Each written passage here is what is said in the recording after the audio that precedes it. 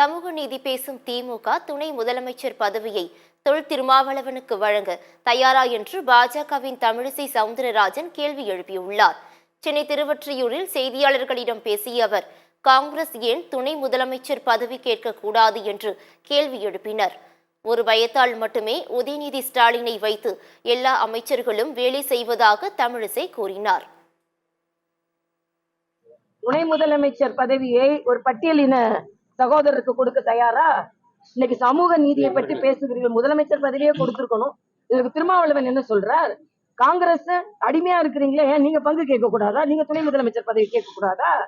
ஆக துணை முதலமைச்சர் ஒண்ணு ஏன் அது ஒரு குடும்பத்தை சார்ந்தவர்கிட்ட இருக்க வேண்டுமா? நான் திமுக தொண்டர்களையே கேட்கிறேன். அவ்வளவு பயம் குழு போட்டு, அதுவும் உதயநிதி தலைமையில எல்லா அமைச்சர்களையும் வைத்து இன்னைக்கு வேலையை ஆரம்பித்திருக்கிறார்கள். இவங்க என்ன நினைக்கிறாங்கன்னா, தேர்தலை ஏதோ ஒண்ணு செய்து வெற்றி பெற்றா போதும், அப்புறம் மக்கள் கொடுத்த சர்டிபிகேட் நம்ம சொல்லிக்கலாம்னு நினைக்கிறாங்க. விக்கிரவாண்டி பாராளுமன்ற தேர்தலில் நடந்தது 2026 நடக்காது. 2026 நிச்சயமாக ஆட்சி மாற்றம் ஏற்படும்.